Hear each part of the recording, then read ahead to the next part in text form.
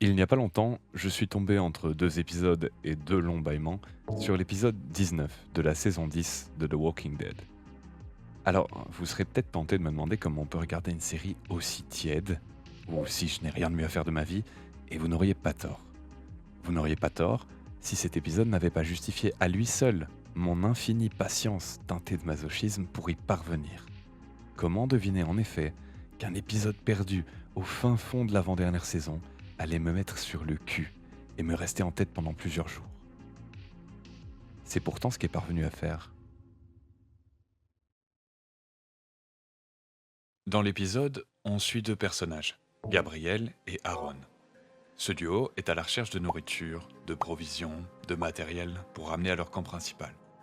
Seulement ça fait 2 semaines que leur recherche ne mène à rien. Aaron en a marre et il estime qu'il est temps de rentrer. Gabriel, quant à lui, insiste. Ils tenteront un endroit de plus. Après quelques péripéties, nos deux compères finissent par atteindre un entrepôt. Là, ils découvrent chacun quelque chose. Gabriel, qui était curé avant l'Apocalypse, tombe sur plusieurs Bibles, dont des pages ont été arrachées.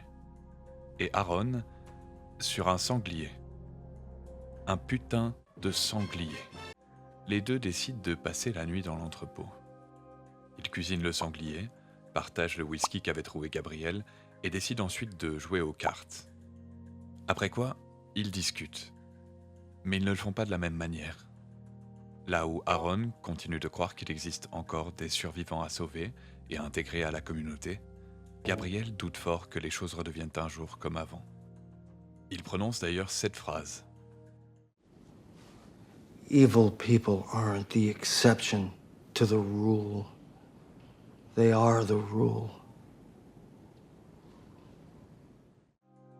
Les personnes mauvaises ne sont pas l'exception, elles sont la règle. Quelle étrange phrase pour un homme de Dieu. À la fin de leur discussion, les deux hommes s'endorment dans l'entrepôt. Gabriel se réveille et il constate que son compagnon a disparu. C'est à ce moment-là qu'il fait la rencontre d'un homme armé. Celui-ci lui apprend qu'il vit dans l'entrepôt et que le sanglier qu'ils ont mangé, c'était le sien. Cet homme finit par ramener Aaron aussi, ligoté, jusqu'à la table. Il le place face à Gabriel, et là, il les oblige à jouer à la roulette russe. D'abord, l'homme leur présente les règles qu'on connaît tous. Une balle dans le revolver, on le place sur sa tempe, on presse la détente, et on prie. Curé ou pas, on prie. En cas de survie, on passe l'arme à l'autre. Seulement, le twist particulier ici, c'est qu'ils ont un choix supplémentaire. Ils peuvent, au lieu de se mettre le revolver sur la tempe, choisir de tirer sur leur ami à la place. Face à ce jeu terrifiant, le duo tente de négocier. Il propose à l'homme de le dédommager, de lui ramener un nouveau sanglier. Mais il leur dit que ça n'a rien à voir avec le sanglier. Gabriel est le premier à potentiellement aller à la rencontre de son dieu. Mais la chance lui sourit. Vient ensuite le tour d'Aaron. Même résultat. Aaron demande à cet homme pourquoi il fait ça. L'homme répond par deux questions. I'm the arm. Who blinded you? No one. It was an infection. What, you wanted to hear that someone plucked my eye out? Or chopped his arm off? Why? To prove how evil man is? Quiet. Le jeu malsain se poursuit. Et quand vient le tour d'Aaron, le bruit du revolver est différent. Did you hear that? Makes a different sound when the chamber loads. You got a choice to make, son.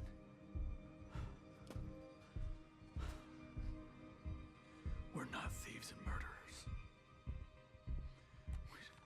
We don't kill each other.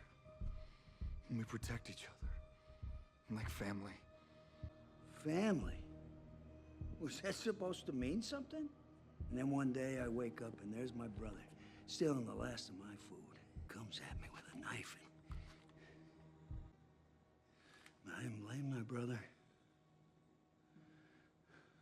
Because he gave me something valuable that day. Your brother didn't give you any enlightenment, just a ripped up face, and you're so full of hate that you can't see that you're about to murder two good people, and for what? To prove what? That you aren't any different. Yes, we are. Pull that trigger. I said pull it! Him or you? Who's it gonna be?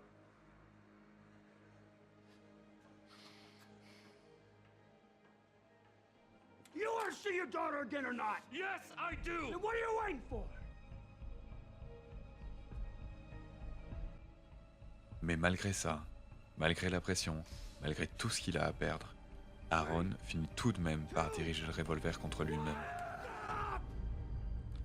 L'homme l'arrête au dernier moment. Le jeu a pris fin. L'homme est bouleversé. Il reprend le pistolet, détache Aaron, et puis il se passe ça.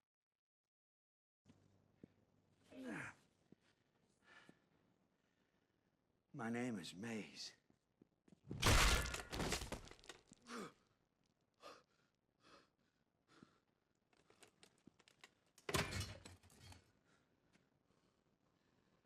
It's okay. We're good. Are we? Quand Gabriel fait la rencontre du groupe de Rick dans la saison 5, il se pisse dessus. À cette époque, c'est un curé lâche, rongé par la culpabilité d'avoir laissé ses fidèles se faire dévorer vivants aux portes de son église. C'est alors un personnage pathétique, voire détestable. Il va même, plus tard, jusqu'à trahir le groupe. Seulement, au fil des saisons, il change. Il regrette ses actes et regagne peu à peu la confiance du groupe, notamment en sauvant la fille de Rick lorsqu'une horde les attaque. À ce stade, il semble être devenu un tout autre homme. C'est désormais un des piliers du groupe. Il est devenu courageux et, admettons-le, carrément badass. Mais il n'est pas seulement devenu badass. Il a aussi perdu sa foi. Et il est devenu capable de cruauté. Mais c'est pas vraiment ça qui m'a dérangé. Ce qui m'a dérangé, c'est que j'ai pas vu quand Gabriel a glissé.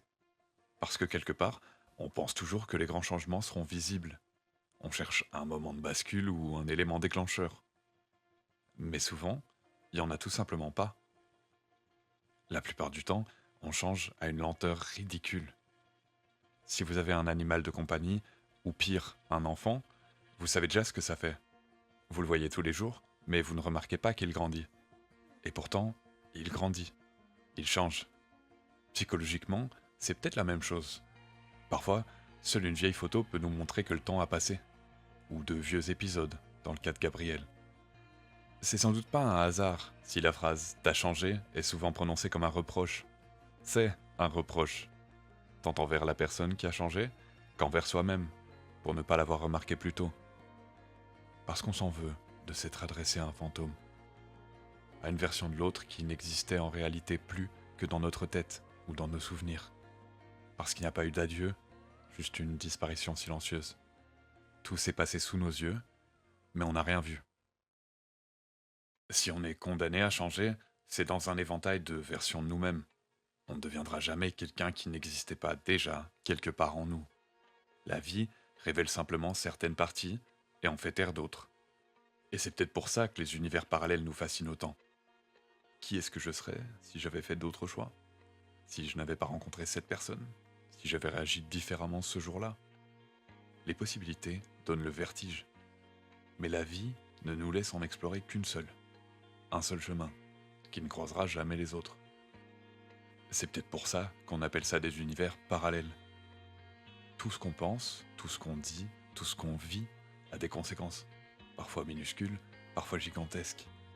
Chaque choix déplace un petit peu l'horizon de nos possibles, sans qu'on s'en rende compte. On devient toujours un autre, mais jamais quelqu'un d'autre. L'être humain ordinaire, il se réveille pas le matin en pensant qu'il est devenu quelqu'un d'autre. On se justifie, on s'adapte, on essaye de tisser un fil rouge, de garder l'histoire cohérente, de rester le même personnage. Pourtant, les bonnes histoires, c'est souvent celles dans lesquelles les personnages changent. Alors, peut-être qu'il est temps d'accepter de changer. Mais dans ce cas-là, ça veut dire quoi, rester soi-même ?